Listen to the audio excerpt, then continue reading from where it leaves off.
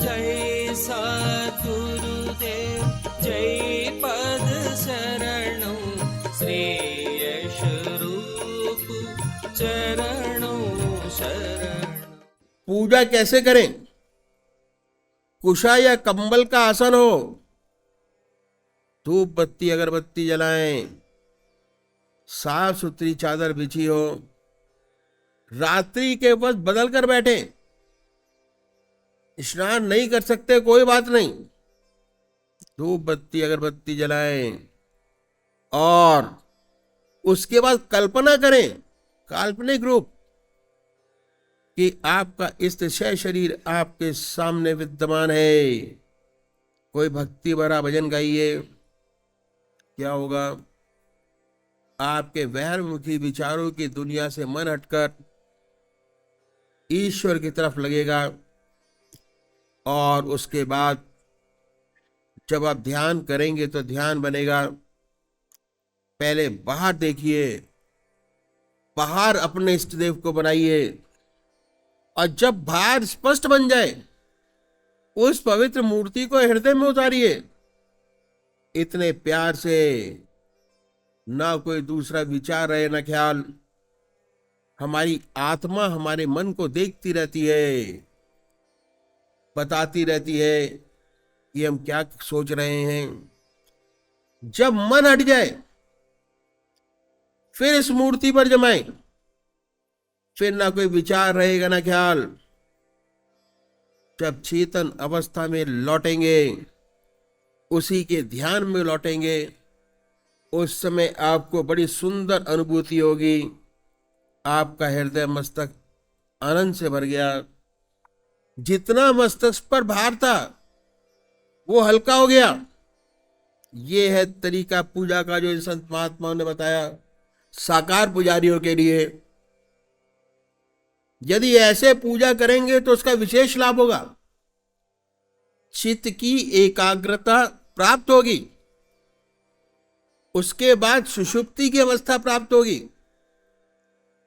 पहले चित्त की एकाग्रता होगी, उसके बाद जैसे ही आप अपने नाम लेने बैठेंगे सुषुप्ति की अवस्था प्राप्त होगी, और धीरे धीरे सुषुप्ति से सहज समाधि में प्रवेश कर जाएंगे।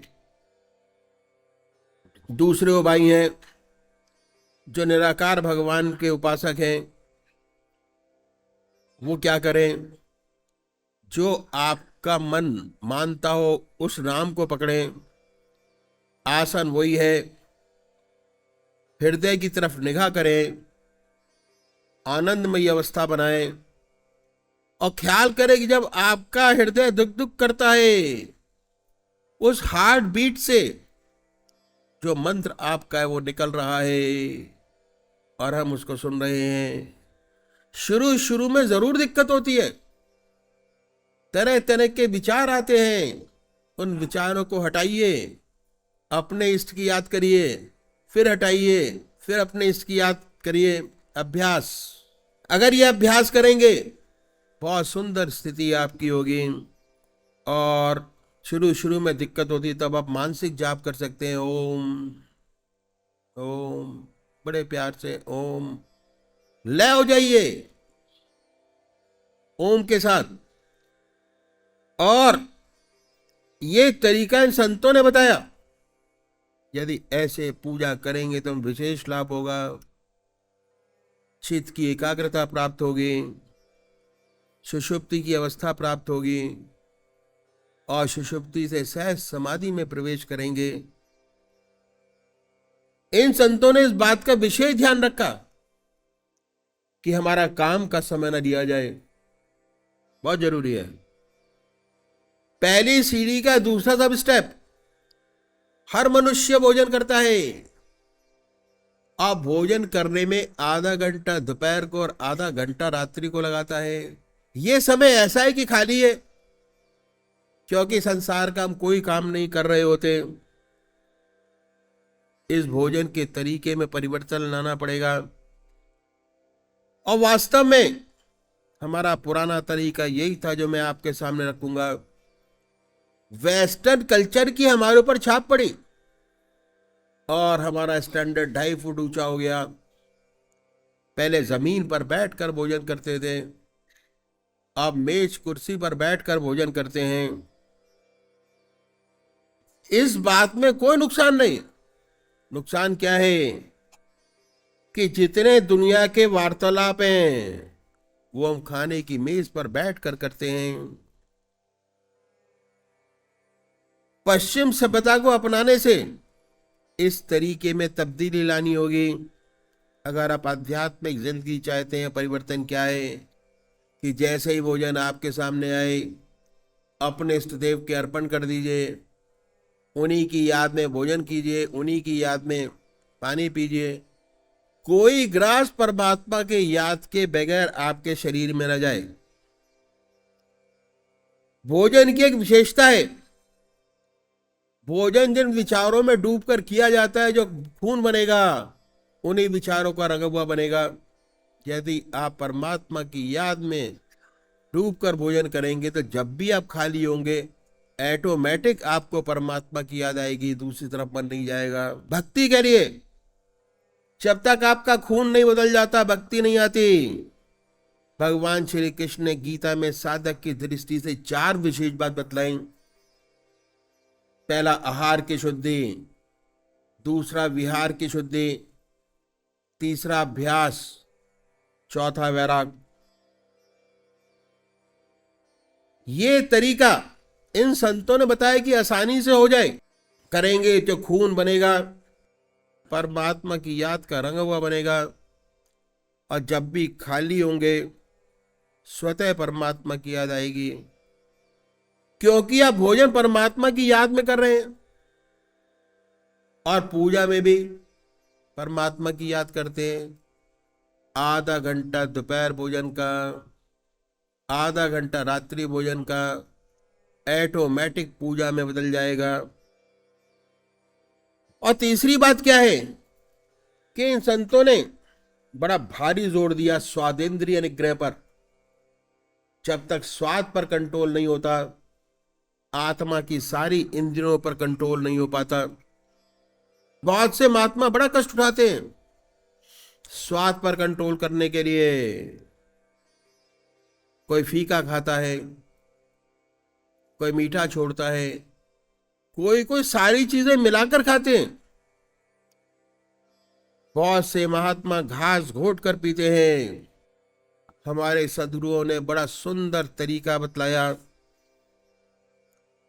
कि आप परमात्मा की याद में डूबकर भोजन कीजिए, ऑटोमेटिक स्वादेंद्रिय निग्रह हो जाएगा। अब आपके पूजा के 2 घंटे हो गए।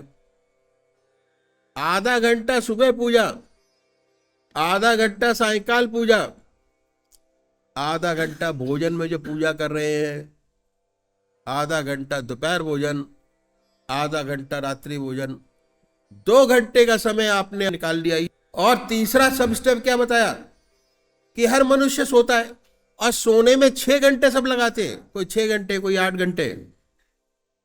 सोने से पहले अगर 20 मिनट आप परमात्मा को दें तो बहुत बड़ी बात हो जाएगी। विहार की शुद्धि हो जाएगी। कैसे होगी इसका तरीका इन संतों ने बताया। जब दुनिया के सारे काम समाप्त हो जाएं, आप अपनी चारपाई पर बैठिए, बैठकर 2 काम कीजिए।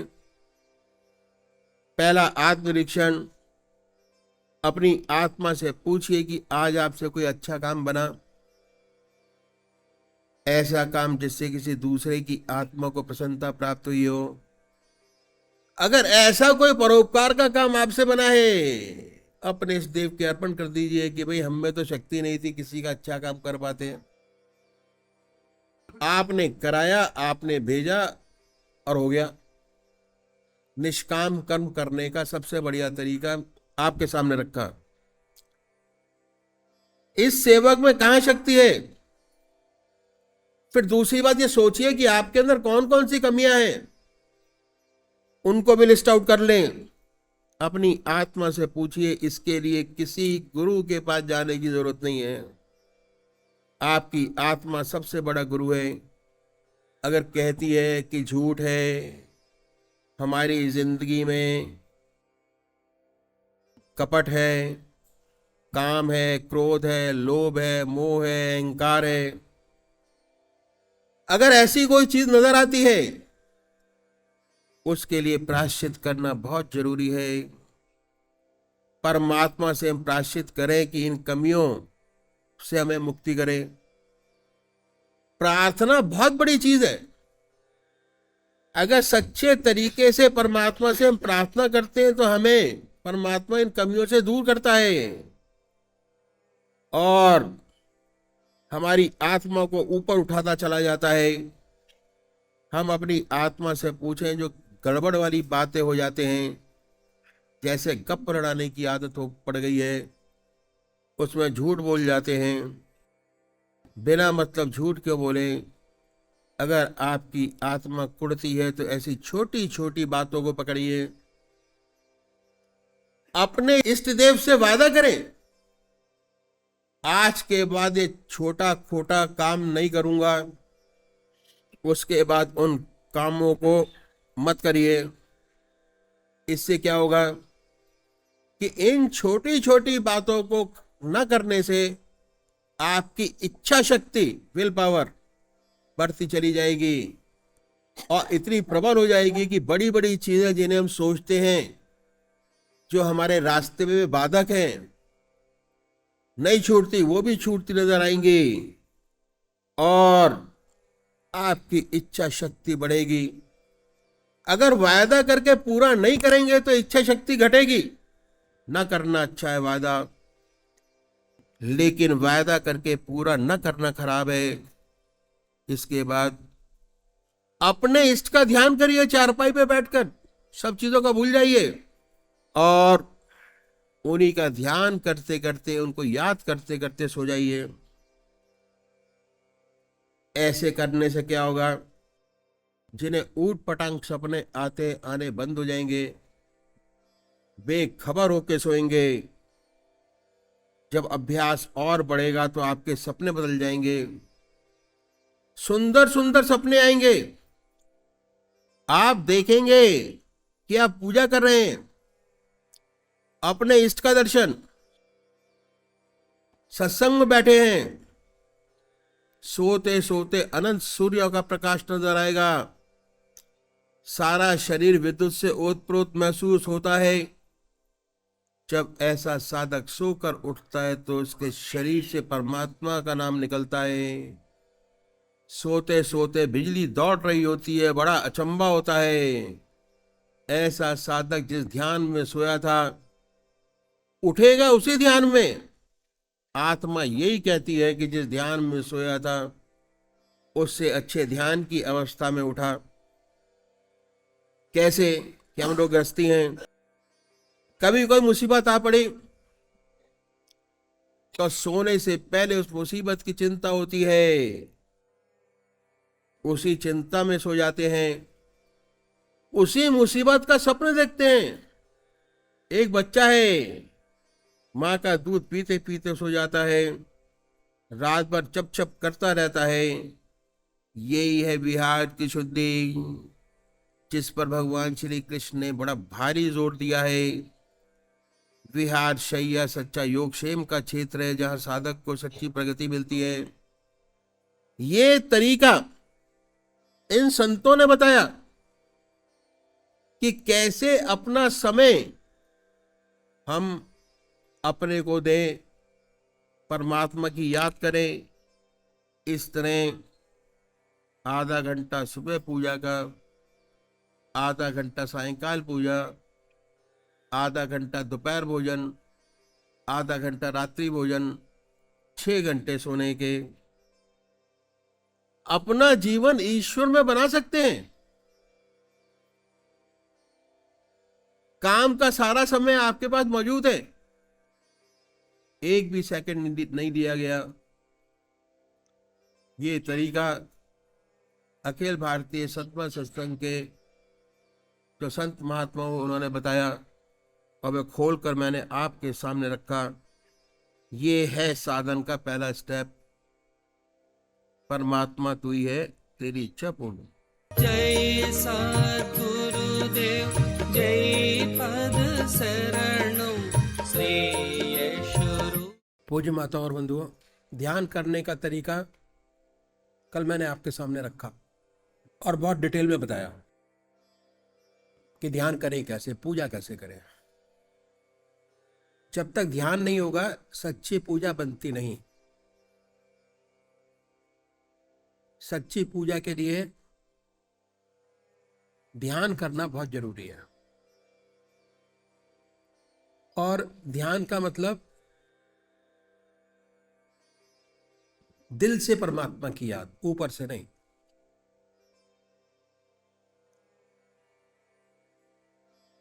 ज्यादातर लोग ऊपर से पूजा करते हैं।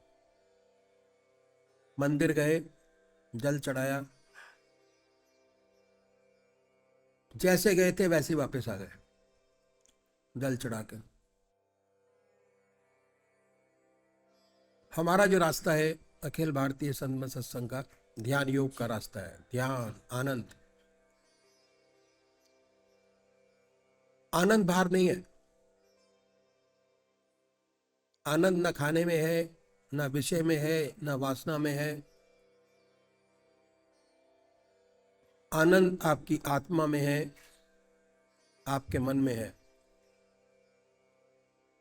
हम हर चीज को देख के आनंदित होते हैं। चीज में आनंद नहीं है।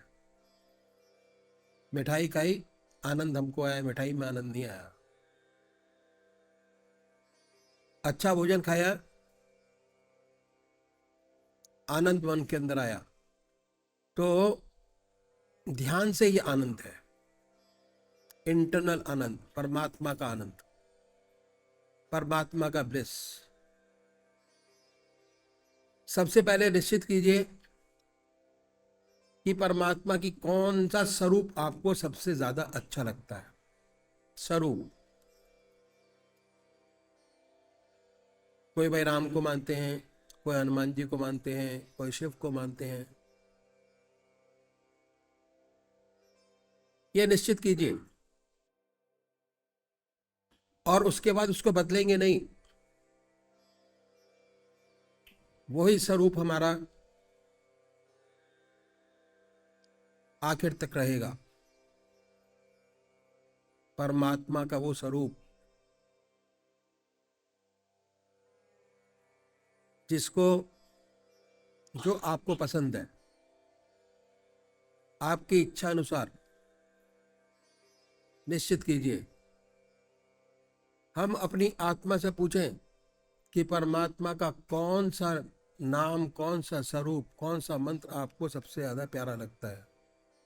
साकार पुजारी, जैसे मैंने बताया, कोई शिव को मानते हैं, कोई राम को मानते हैं। निश्चित कीजिए, ये प्रश्न कीजिए अपने मन के अंदर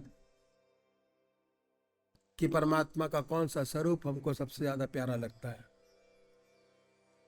कौन सा नाम है जो अक्सर जबान पर आ जाता है, उसको चुने। अब क्या हुआ, हमने स्वरूप चुन लिया, अपना इष्ट चुन लिया, अपना परमात्मा चुन लिया, और किस भाव से मानेंगे, जानेंगे, वो हमने निश्चित कर लिया।